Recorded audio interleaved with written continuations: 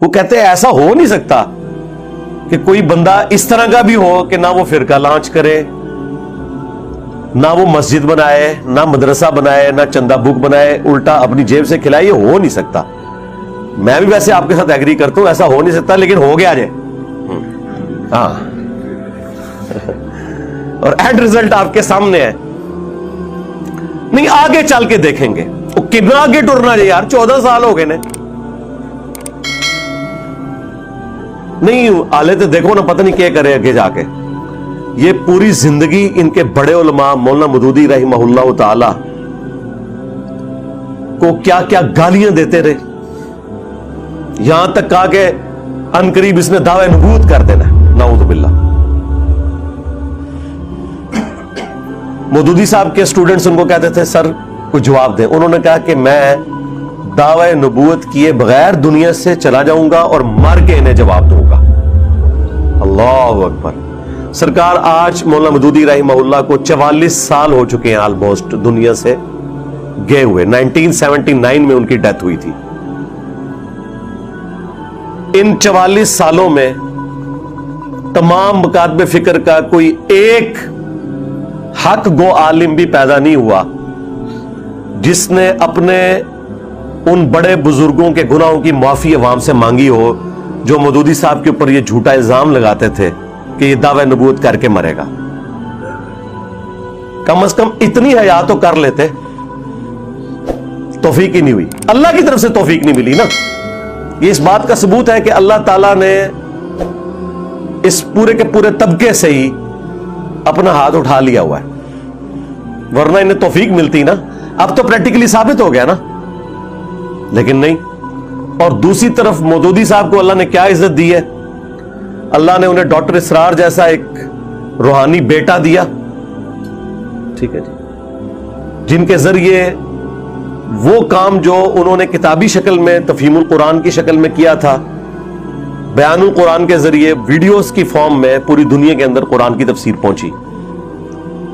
اللہ تعالیٰ نے انہیں ایک روحانی بیٹی دے دی جو ان کے جماعت کے ایک رکن سرگودا کے جو امیر تھے جماعت اسلامی کے، ان کی بیٹی ڈاکٹر فرحت ہاشمی.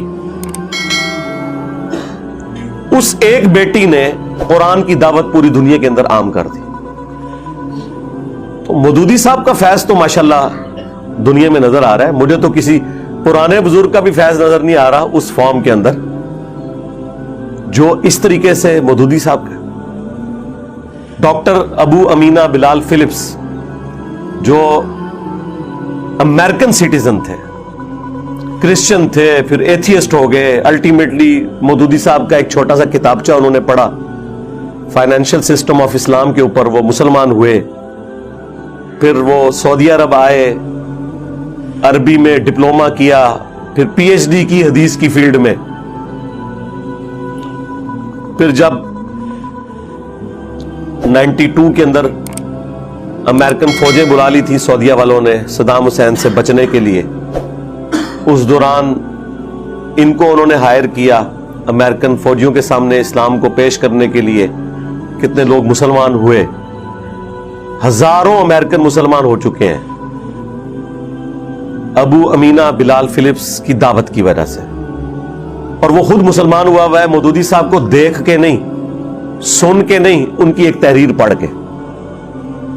ٹھیک ہے، تو مجھے بتائیں وہ علماء جو اس وقت ان کو گالیاں دیا کرتے تھے، آج انہیں معافی نہیں مانگنی چاہیے؟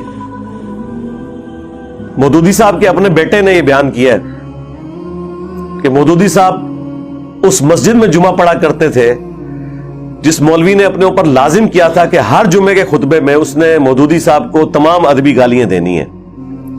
حتیٰ کہ ایک خطبے میں تو اس نے یہاں تک کہہ دیا کہ یہ جو مودودی صاحب نے بیٹھا ہوا ہے نا، یہ مر جائے اور اس کی قبر کے اوپر جو گھاس اگے گی نا، اور کوئی بکری وہ گھاس بھی کھا لینا، اس بکری کا گوشت بھی حرام ہے. لا حول ولا قوت الا باللہ. اس لیول کا بغض اور زہر ایک مولوی کے اندر ہی ہو سکتا ہے. یقین کریں یہ کسی دنیا دار میں بھی نہیں ہوتا. کدھر اس کا دماغ جاتا ہے؟ تو وہ بیٹا کہتا ہے میں تو گھر آ کے ناراض ہوا, میں نے کہا جی اماں جان نہ تو میں نے جمعہ وہاں پڑھنا ہے نہ ابا جی کو جانے دینا ہے. تو مودودی صاحب وہی ٹھنڈی طبیعت, انہوں نے کہا بیٹا اس سے کیا فرق پڑتا ہے. آج اس مولوی کا نام مجھے بھی نہیں پتا, ٹھیک ہے جی, نہ اس کی مسجد کا کوئی تعارف ہے. بس یہ مثال تھوڑی سخت ہے لیکن سمجھانے کے لیے کہ ابو جہل کا تعارف آج رسول اللہ کی وجہ سے ہے صلی اللہ علیہ وآلہ وسلم, اور اس مجہول یعنی ان نون مولوی کا تعارف مودودی صاحب کی وجہ سے ہے. اس سے زیادہ اس کی کوئی اہمیت نہیں ہے ہمارے لیے. That's all. کیا فرق پڑتا ہے؟ تو اس طرح کے جو جھوٹے الزامات لگاتے ہیں اپنے اوپر خود غور کیا کریں. جب یہ مجھے قادیانی کہہ رہے ہوتے ہیں تو انہیں شرم نہیں آتی ہے کہ جن کے بزرگوں نے اشرف علی رسول اللہ کلمے کو انڈورس کیا ہو, چشتی رسول اللہ کلمے کو پرنٹ کیا ہو, اس کو انڈورس کیا ہو, اور جو شخص ان غلطیوں کے اوپر بھی عوام الناس کو مطلع کرے اور ختم نبوت کے اوپر کام کرے, صرف اینٹی قادیانی کام نہ کرے, اس کے اوپر قادیانی ہونے کا الزام اور بڑے دبنگ انداز میں لگاتے ہیں اعتماد کے ساتھ. تو اس کا مجھے تو کوئی نقصان نہیں ہوا. جو بھی بندہ ویڈیو دیکھتا ہے اسے پتا چل جاتا ہے کہ یار یہ تو بات ٹھیک کر رہا ہے.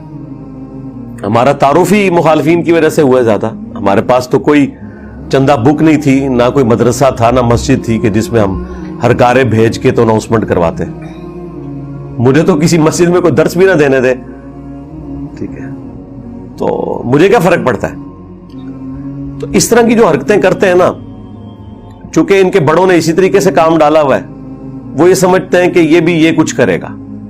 اس کے لیے پھر جب کبھی بھی کوئی اتحاد امت کے حوالے سے بات ہوتی ہے تو فوراً یہ بیچ میں نا ٹانگ اڑانے کی کوشش کرتے ہیں. وہ اپنی عادت سے مجبور ہیں.